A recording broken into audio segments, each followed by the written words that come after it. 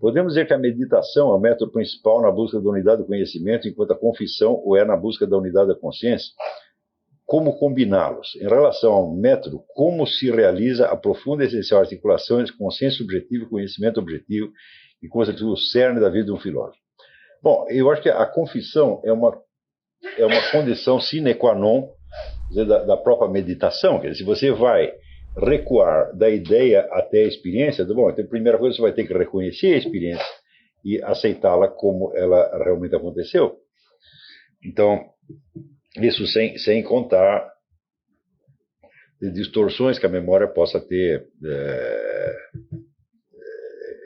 introduzido no caso, mas eu acho que no fundo a meditação e a confissão elas são a mesma coisa, né? Quer dizer, cada passo da meditação subentende a confissão, não é isso? Então, eu vejo muito tem a expressão bíblica, o homem que caminhava diante de Deus, né? Quer dizer, você fazer cada passo da meditação sabendo que você está diante do observador onisciente, que ele te conhece melhor do que você mesmo e que a verdade vai aparecer de qualquer maneira, não é isso?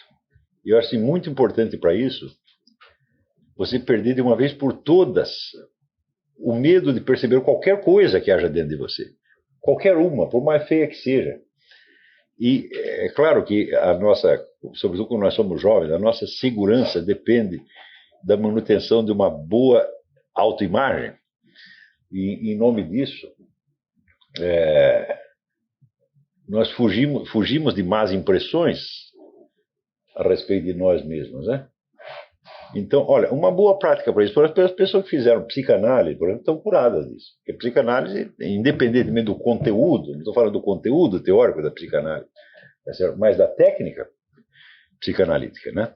Quer dizer, um analista que te interroga buscando vencer as suas racionalizações. As racionalizações são falsos raciocínios que você construiu para encobrir a realidade do que você efetivamente sentiu, experimentou, deseja, etc, etc, né?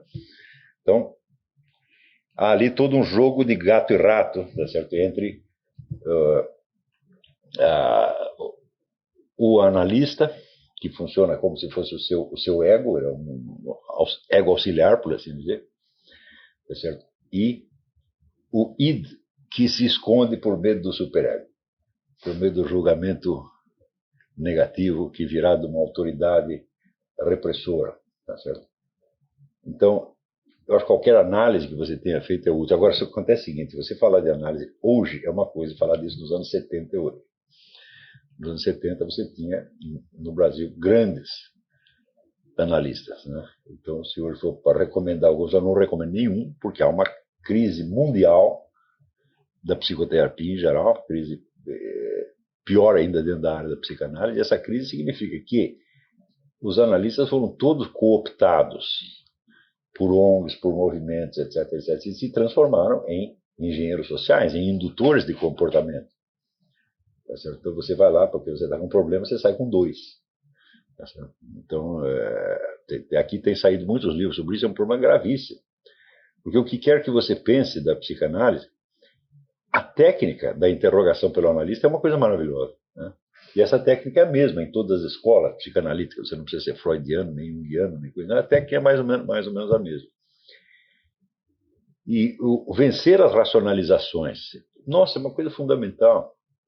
E você se acostuma, ali, mediante a análise, você se acostuma a permanente estado de decepção consigo mesmo. Você perde esse medo. Mas isto aqui é uma coisa tão importante na vida, né, que eu acho um verdadeiro desastre que não haja mais analistas confiáveis, né? Se houvesse, eu mandaria todo mundo, faz 2 anos de análise, né, e você vai perder o medo de ver todas as suas feiuras, você vai se acostumar com o seu id, com o seu inconsciente, que é vamos dizer, um ninho de cobras, né? Também, vamos dizer, quando você adquire esse know-how, a sua perspectiva religiosa também muda. E eu acho que somente quando você tem esta disposição de ver tudo na sua alma, enxergar tudo, aí você pode falar com Deus. Antes não. Antes você está falando só com você mesmo. Você só fala com o sujeito que já conhece a regra do jogo e que vai jogar o mesmo jogo que você. Você não tem aquela abertura, né, para aquilo que você não sabe de você. E que é a coisa importante, quer dizer, a garantia de que você está na realidade, não num mundo da sua própria criação,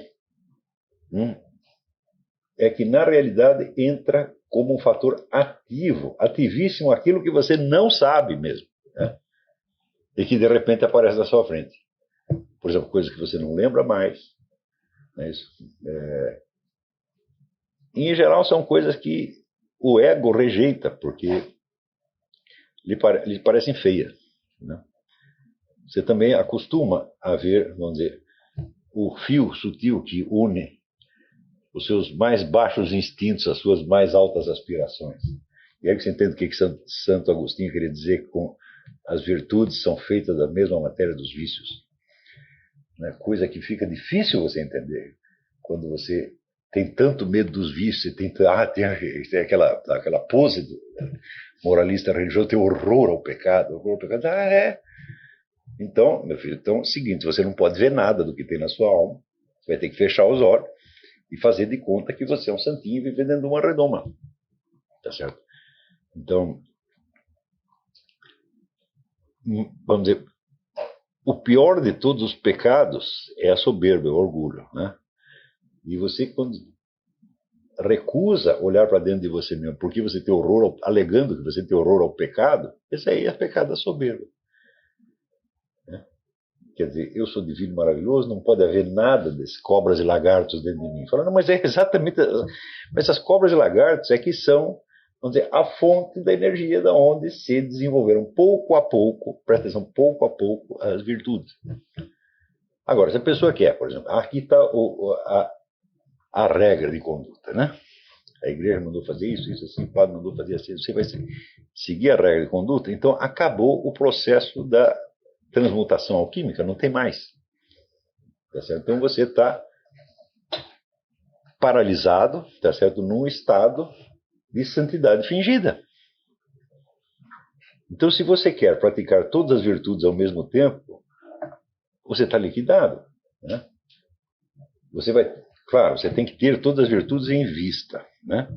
Quer dizer, é uma certa imagem de perfeição que você tira do próprio Jesus Cristo. Né? Mas sabendo que você só realiza uma de cada vez, você realiza uma e falha com a outra. Então sempre tem essa tensão, né? Esse permanente conflito, onde você pode vencer algumas coisas e perder outras ao mesmo tempo. Né? Então aí você está numa efetiva busca da perfeição. Eu digo, mas qual é a primeira das perfeições? É o amor à verdade. Quer dizer, eu quero saber a verdade sobre a minha alma. Né? Eu quero saber tudo, por pior que seja. Eu não ligo mais, eu não tenho mais, como é que se diz? Não tenho mais medo de saber o que tem dentro de mim. Né? Se me mostrar assim, não, você é o próprio capeta encarnado, fala, é verdade. Então agora eu vou ter que dar um jeito nisso. Tudo bem. Você aceitar tranquilamente, você aceitar a verdade sobre a sua alma, isso é a verdadeira humildade, não existe outro. Agora, tem a conduta humilde, ou a conduta virtuosa, que é um elemento simplesmente da sua convivência social, não tem nada a ver com a sua convivência com Deus, meu filho. Né? O que Deus sabe de você, ninguém jamais saberá, às vezes nem você. E é isso mesmo que você vai descobrindo. Né? Quando diz o Espírito de São Paulo, que diz o Espírito Santo vos revelará o vosso pecado. Não é isso? Então você quer o Espírito Santo, bom, o Espírito Santo vem, mas daí você vai ver como você é feio. E pior, você não vai ter diante da sua feiura aquela reação, vamos dizer, de horror de quem se sente superior. Né? Ao contrário, você vai ter que ter paciência com você mesmo. Você vai ter que ter amor a você mesmo, senão você não vai ter amor a mais ninguém. Então, tudo isso está sendo perdido graças a esse moralismo infame, essa caricatura de religião que hoje você tem à sua disposição. Quer dizer, hoje você tem, ou você vai para a teologia da libertação, né, ou vai aí para os Sidney Silveiras e outras coisas desse tipo. Então, meu filho, se correr o bicho pega, se ficar o bicho come. Né? Então, gostaria eu de ter algum talento de pregador, de talento para o ensino religioso, que eu não tenho nenhum. Mas eu não sei como fazer, mas eu sei que assim não é. É isso. Então, eu confesso a vocês, estou com 65 anos. Né? Alguns defeitos e vícios da minha alma eu consegui vencer, alguns muito poucos. Outros estão aí iguaizinhos. O negócio é... Peraí, vê essa porcaria desse anúncio agora me atrapalhou aqui.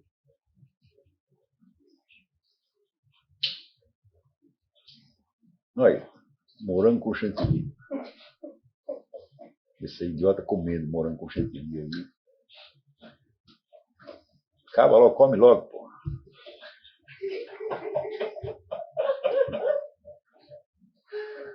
Pronto, acabou. Então,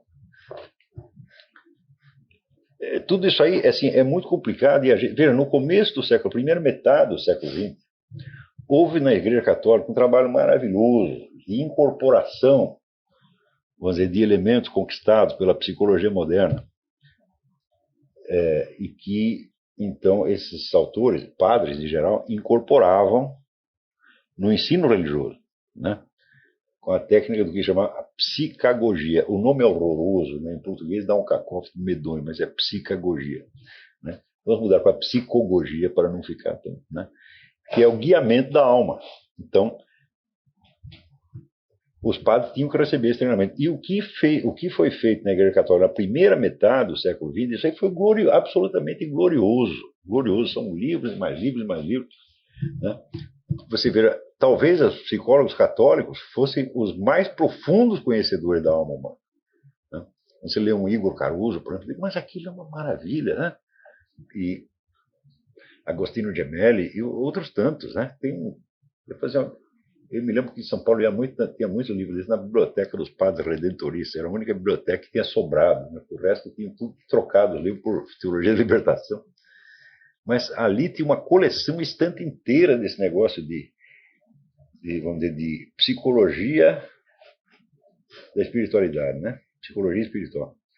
Então, agora, quando você vê, sumiu tudo isso. Ninguém mais sabe nada desse negócio. Então, esta pergunta que você coloca está ligada exatamente a isto, né? Quer dizer, você tem, por um lado, claro, você tem um princípio organizador, a busca da unidade do conhecimento, quer dizer, você quer alguma coerência.